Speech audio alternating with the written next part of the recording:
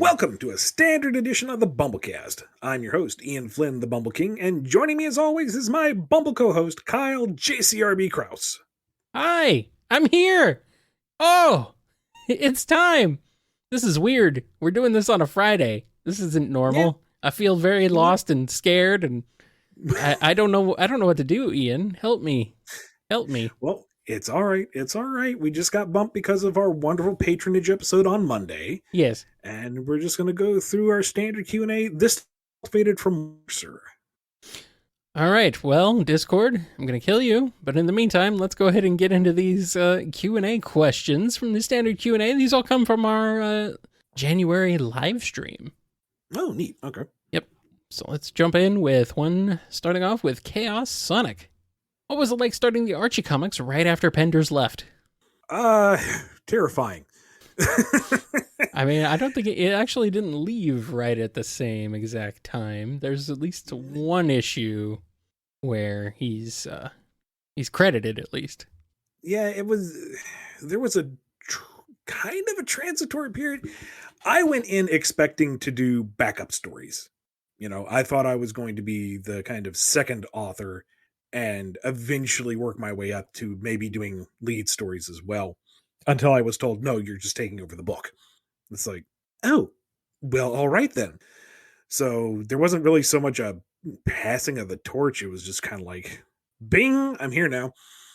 And to go from, a fan to leading the charge was terrifying. Yeah. But exciting too, because goodness, the whole world was my oyster. Or bivalve, I suppose. Yep. That's him. That's right. I guess. Here's one from Raphael C. Were the events and places in Sonic Mania all illusions / virtual realities created by the Phantom Ruby? I don't think so. I don't want it to be, because I really want Mirage Saloon to be a real location just outside of Oil Ocean, because to me that feels like a solid transition and not part of the extended chicanery. I don't know. Yeah. I don't know. I think somebody needs to just go through and look at all of Mania and see right where the Phantom Ruby kicks in. I don't know. I don't know. Next question is from Sonic Mania 2099. Is your team more restricted with IDW than Archie? It kind of feels like it at times. In some ways, yes. In some ways, no. I'd say Sega is more directly... Well, Sega absolutely is more directly involved with any original characters that come in from IDW versus how it was in Archie. And they are paying... I don't know if I could say more or less attention between the two books, but I feel like there's a different kind of dialogue between IDW and Sega than Archie and Sega had. It feels like a different relationship. But I don't know, to say one is more restrictive than the other, I don't know if you can really just hash it out like one to one. I don't know. I've been at this so long, maybe I'm just used to it. And it's like, I roll with the punches.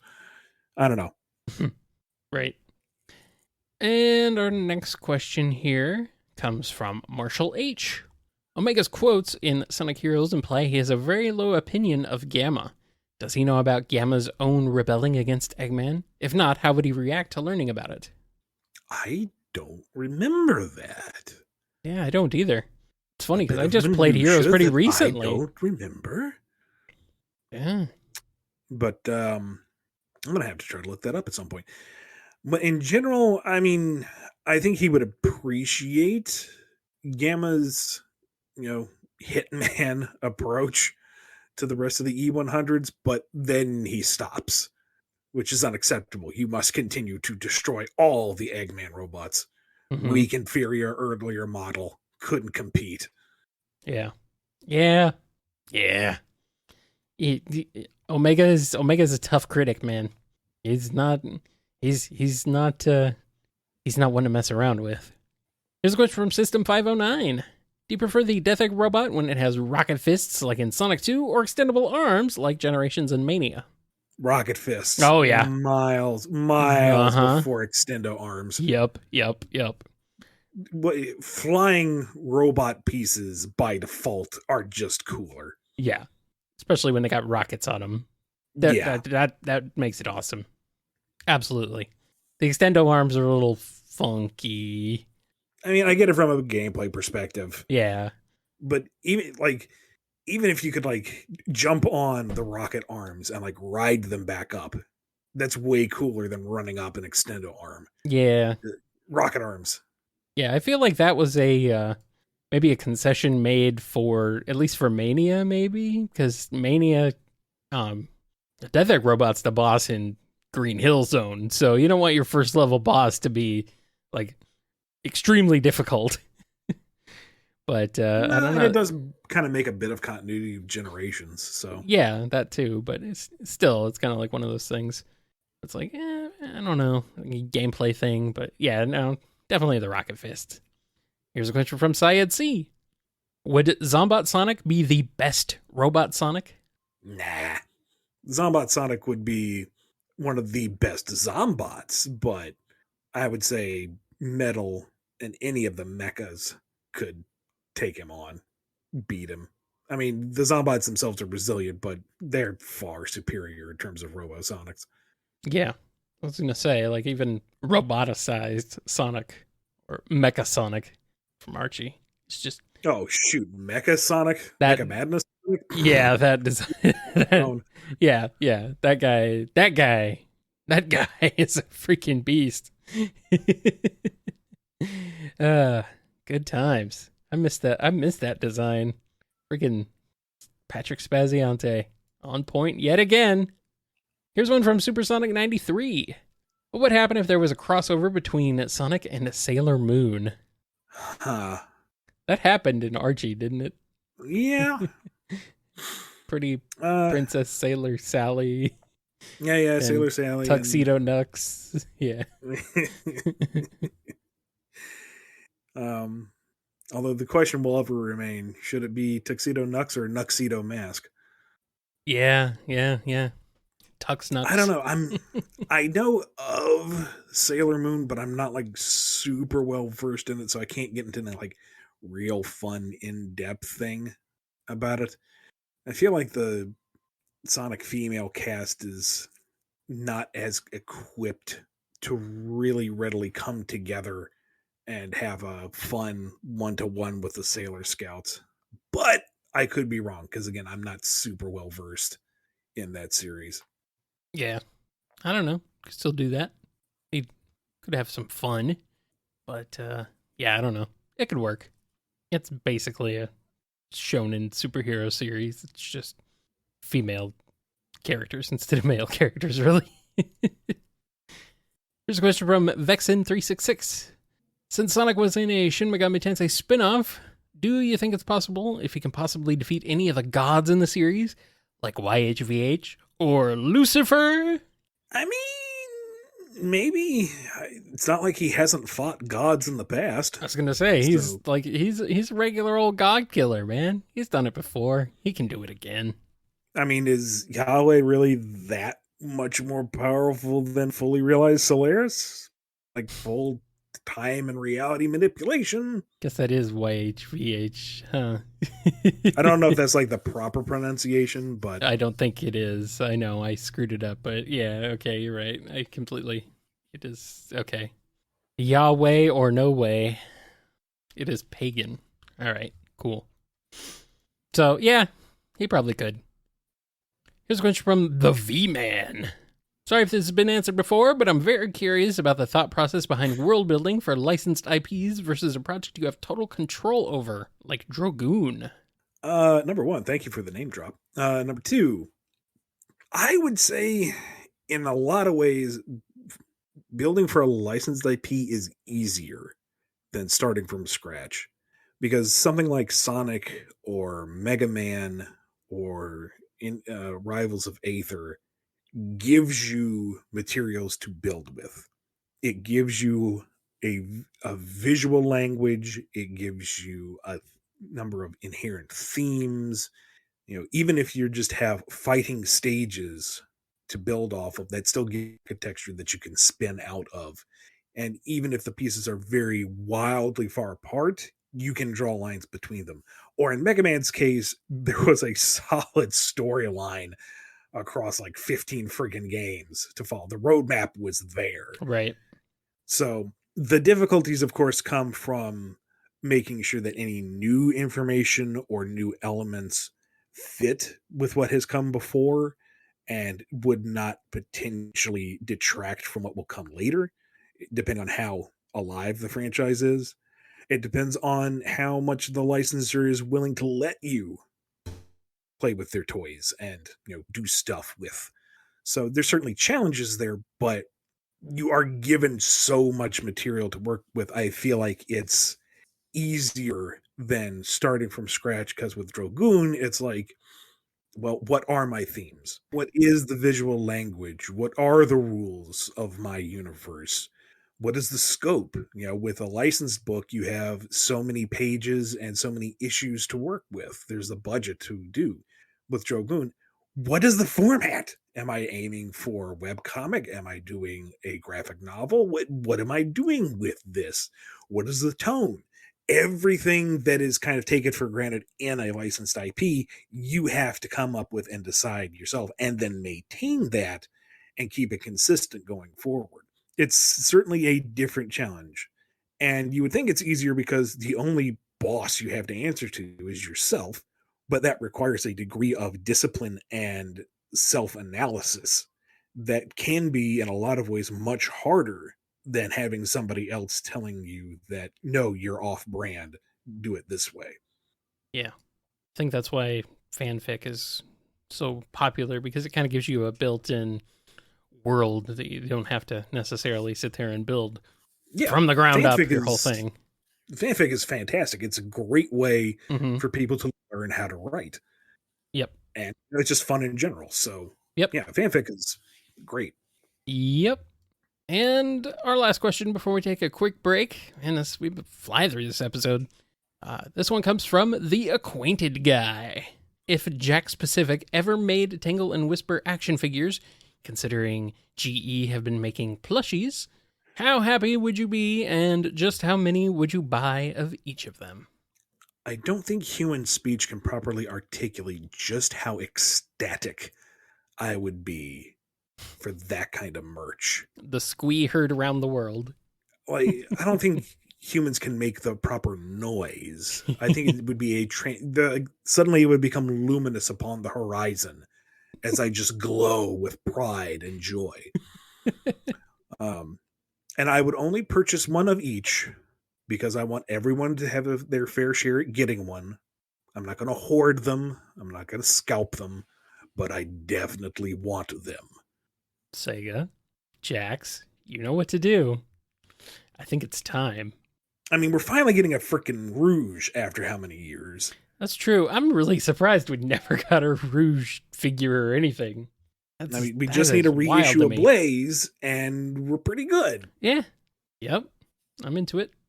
Make it happen. Somebody do it. In the meantime, we're gonna do a break, and then we'll be back with more BumbleKast.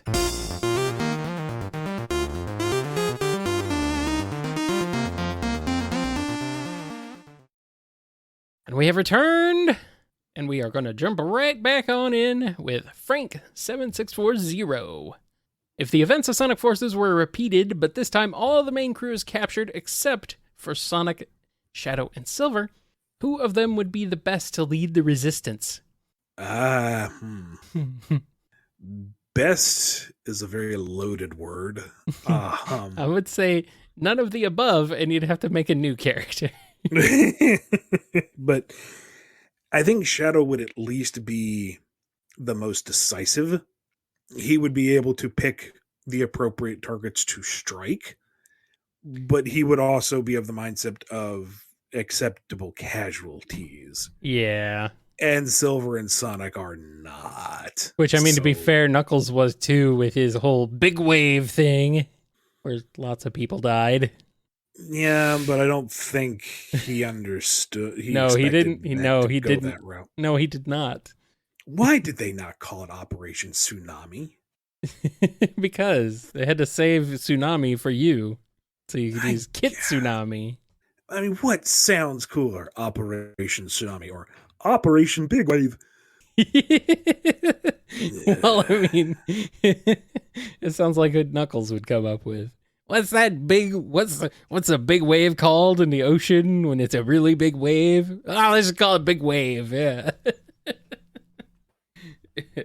Or maybe it was just because big it was supposed to wave. Like that was the thing. It was supposed to be big wave. It's Operation Big Wave. And big starts waving.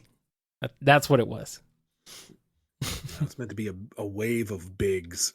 Oh, maybe that's what it was. Yeah. You see the shadow rise up from the surf, and it's just a bunch of tumbling cats, one after the other. Froggy, Froggy, Froggy, Froggy, Froggy, Froggy, Froggy. Whoa, Froggy, I'm getting dizzy, Froggy. Okay. Good, because I imagined him bouncing along, going Froggy, Froggy, Froggy, Froggy, Froggy, Froggy. A thousand. They kind of trundle along once they fall out of the wave, only to get swept up by it as it passes. It's like millions of voices screaming out Froggy all at once, and then we're suddenly silenced. There's just one in there going, wipe out. Oh no. Oh no. We got a question here from Jeffrey St. John. Yes, the weirdo skunk himself. Ian, what gave you the idea to turn me into a traitor in the Archie comics? Was it a way to give me more panel time, or was it just for fun? It was trying to make him interesting again. Again? Like the most, to me, now your mileage may vary. Okay. But to me, Jeffrey was at his most interesting when he was a morally gray character, when you weren't really sure whose side he was on. Was the Rebel Underground legit? Was he actually trying to restore the Kingdom of Acorn on his own terms, or was he just like some weird agent doing his own thing? When he was kind of manipulating Elias when he had his first stint as acting monarch, and all this other stuff. It was, to me, it was the most interesting when he was that kind of questionable, he's on our side, but is he really? And then afterwards, when he just became, the hard as nails special ops, he's a hero, he fights the bad guys thing. It's like, he's become generic. He's boring. So when we were putting together the encyclopedia for the Archie series, and I'm going through all of his weird directions in the book, it's like a lot of this doesn't add up. What if this was all one long con and put it all together that way? And that gave him back that kind of morally gray edge, that questionable alliance thing, that even when he was, straight up, okay, he's working with Nagas now, it wasn't just a full heel turn. There were shades of gray to it, and you could kind of understand the desperateness he was in to a degree. And that to me was way more interesting than just, oh, now he's a secret agent and he's out there doing agent stuff. Secret agent skunk. They've given you a number, but took away Froggy. Oh, Froggy. Here's a question from Geo. What would Starline think of Mega Man 8 Robot Masters? Well, he would probably just take one look at Clown Man and say, nope, I'm out. I mean, I'm kind of at a loss, because why Mega Man 8 specifically? I think because they're generally considered some of the weaker designs in the series. Yeah? Okay. Yeah. Well, and Mega Man 8's considered one of the weakest games in the series, so. It's been a while since I did my Mega Man, lore deep dive stuff. Right. Like, what was special about the 8s? And I don't know, if as long as they're effective, you would think they're fine. Yeah, I guess. I feel like I'm missing the point of the question here, so I apologize. They're all very, they are all very rainbowy colored. Like, They do not have a specific color scheme. It just seems like throw in as many colors as possible for most of them. So it kind of gets like the design elements get kind of muddied.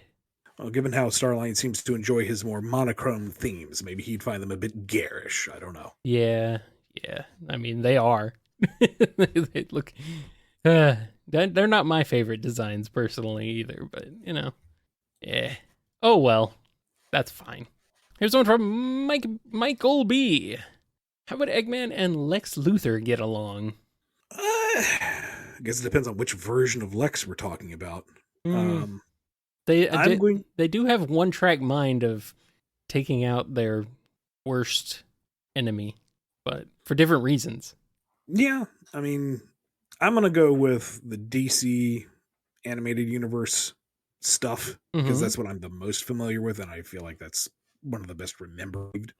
So, if anything, it would kind of go like the world's finest special, where they have a common goal, and he tolerates Eggman to the same degree he tolerated Joker. He can appreciate the degree of Eggman's brilliance, but he does not like the personality and the ego that goes with it. Missing the fact that Lex has an ego that is quite easily comparable,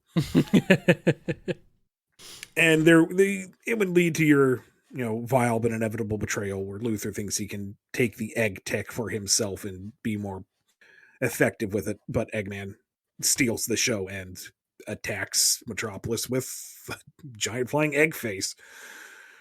Yeah, yeah. The Supergirl version of Lex Luthor is fantastic. Is very similar to Eggman, actually. uh, he's just got that sort of gloating, huge ego, like a planetoid-sized ego everywhere he goes, and it's pretty great. And trying to think if he would get along with Eggman. I feel like he would just be trying to out manipulate Eggman for as long as possible till he could accomplish what he was trying to do. But the question is, would each of them manipulating each other cancel them out, or like it's kind of like it's hard to say. Eggman's not really that much of a manipulator, though. He's Mm, more overt. I guess He that's true. threatens, he bullies, but he doesn't really manipulate. Maybe. I guess I feel like then maybe Lex would pull the wool over his eyes in that case, because that's Lex's whole thing is to basically make you think he's like on your side, basically, and then in the end, it's like, nope, I was doing my own thing this whole time. Sucks to be you, and then he walks away. So I think he would. I think they'd work together for as long as Lex could stand until finally his secret plan was enacted. I think it would work. And then they fight. Here's a question from Certified Nobody. Are humans in the Sonic universe capable of having superhuman abilities like Sonic and Friends? Does Eggman's IQ of 300 count as super intelligence? Good question. I don't know. We haven't seen any superhumans up to this point. We haven't seen a ton of humans, to be fair. I would definitely say Eggman's IQ would count Yeah. if we're talking about skills, but I don't know. That'd be kind of fun if there were other superhuman things, or maybe that's just a trait to the talking animals. I don't know. Hmm. And even then, only like a very small subset of the talking animals. Mm-hmm, Yeah. mm-hmm. Yep. And here's one from Miles T. Per Hour. What are Blaze's memory status after the post reboot? She remembers Bean from the Tango arc, so she didn't quite forget everything. I am not sure what that's a reference to. Maybe that was a plot hole. I don't know. The intention was that post reboot, all was forgotten. So Well, maybe it was like an off panel uh, arc that we never got to see where they met before. maybe I don't know what the reference is, so I'm not sure. Mm-hmm. I'm seeing that someone assumed that Blaze was shielded from the memory loss because she was in an alternate dimension. Nope. For all sorts of safety sake, everything got the boot. Mm-hmm. I still think it would be neat if she did remember everything, but, it just never came up. I will headcanon that. Here's a question from Gareth S. In a straight fist fight with no chaos powers or special weapons, etc., who would win, Knuckles or Shadow? I think my money would be on the guy tougher than leather.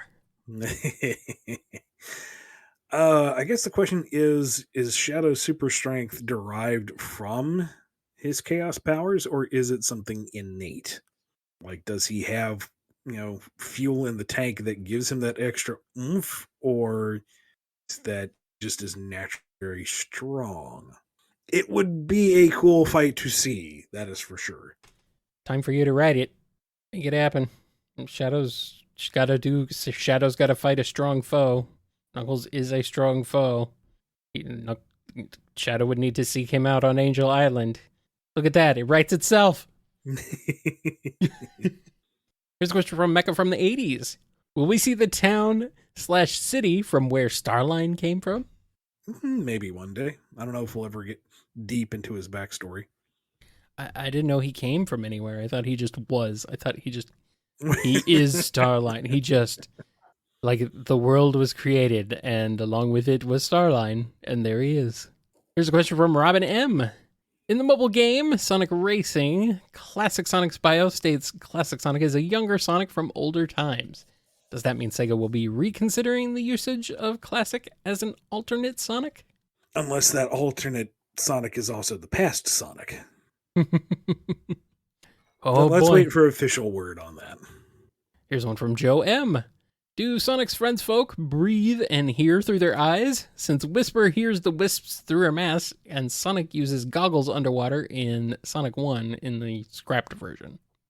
I mean, maybe. Sure, why not? Aaliyah brought up a good point. They must breathe through their feet because they always have shoes on, and that's why they're able to get around in space.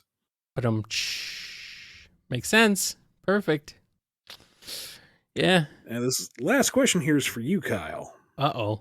This comes from MSP169. Are you secretly a human bee hybrid and converted Ian to be one of your species to form the BumbleKast? What's the buzz? What are you hiding? No, of course not.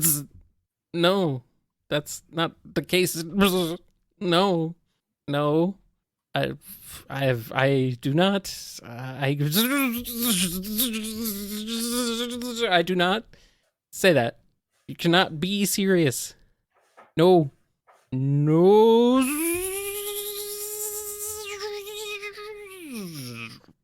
Oh no, Kyle broke out in hives. I tried to hold it in, but I could not. I've been caught red-handed. Handed. That must sting. I don't have any more. I think we're done. We're done here. We are super done. Yep. But before we go, a big thank you to all the patrons who make this show possible. All 100 of you from patreon.com/BumbleKast and Ko-fi.com/BumbleKast. Thank you to Daniel H., Alex P., James K., John B., Jennifer R., Robotnik Holmes, Samuel P., Sam Cybercat, Torchbound, Mike B., Coupland Crew 128, Duas Dizdin, DK, Andrew D., Dave M., Off, Salute Your Cat, Scruffy Matt, Chris A., J. Frost, Sony, John M., Noni, Hero of Light 13, Jib, Dawn B., Yami M., Lee H.K., Lisa M., Ryan D., Chevelle, Blue Title Gamer, Tick Tick, Invade Turbo Tunis, Ben W., Fiona M., Final Meal, Sonic, Jonathan D., Ian, Dadler the Dalek, Chaos Universe, Sonic Legacy, Daniel B., Godzilla, Nemric, Pedantic Cat, Red the Supernamic, Dove, Pandolce, Joe S., Chad, Solaris Stain, The Name is X, Jennifer H., Preston M., Nathan J., Ave Arctic, Les Alframon, or you can Sapphire Scarletta, Chase L., Noah S., Axis, Patron Saint of the Chicken Nuggies, St. Jerry, Kojiro Highwind, Professor Rye, Cameron H., Red W., Callum Q., Owen B. D., Kimiko, Radry, Sandaroni the Painter, Scurvy Pirate Hog, Joey the Sonic Fan, Just a Mountain Soul, Turbo Crooker, Maddie H., Lewis J., Ty H., Ian Zephyr, KJB, Mox, Rusty Cook, 4 Sonic Fan, Techno Cinema, Netra 14, and Tails, Dream Boatin, Chaos Voltage, Darusiful, Lacey M, Unlikely Veronica, Lewis C, Mini Hats, Madeline, Blue Star 7, and Gab Sam. So many. So many. They just keep coming. It never ends. Never ends. But the show ends. So we're out of here. We are. Thank you again for all your support. Thank you for listening to the BumbleKast, and we will see you Monday for the priority Q&A. Until then, be good to yourselves, be good to each other, and we'll see you next time on the BumbleKast. See you later. I'm gonna go puke up some honey. Or whatever it is they do. I think it's puking up. I don't think they poop it out. Do they? Bees poop out honey? Or is it puking out? Either way, it's like gross. Bee barf. All right, we're done. I feel like it's funnier just to let you go on that tear. Yeah, I know. I realized what you were doing. You just let me hoist myself by my own petard all the time. You do it all the time. You just sit there and just wait for me to say something really dumb, and then I do, and then we move on. This one should be a lot faster. The questions are much shorter. Because the acid reflux is starting back. Oh no! Oh no! I hate that. I hate it. Jeez, I get it like every time I eat chili or pizza. It's like ah. Yep. Sucks. Will we see the town/city where Eggman is? Wow. Completely wrong. Will we see No, do go on. Do make that mistake again. That was just a Joker laugh.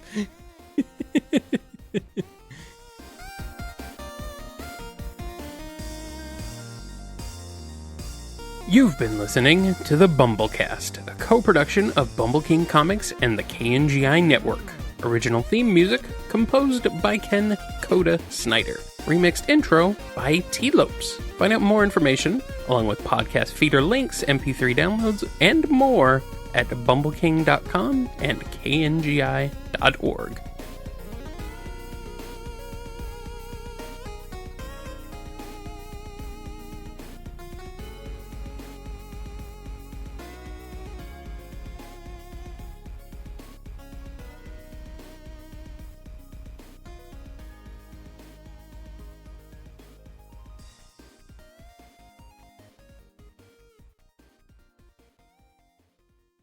Honestly, Mega Man 8's Robot Masters are some of my least favorite.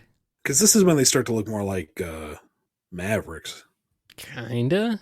Some of them, I guess. To a degree. At least Tengu Man kind of does.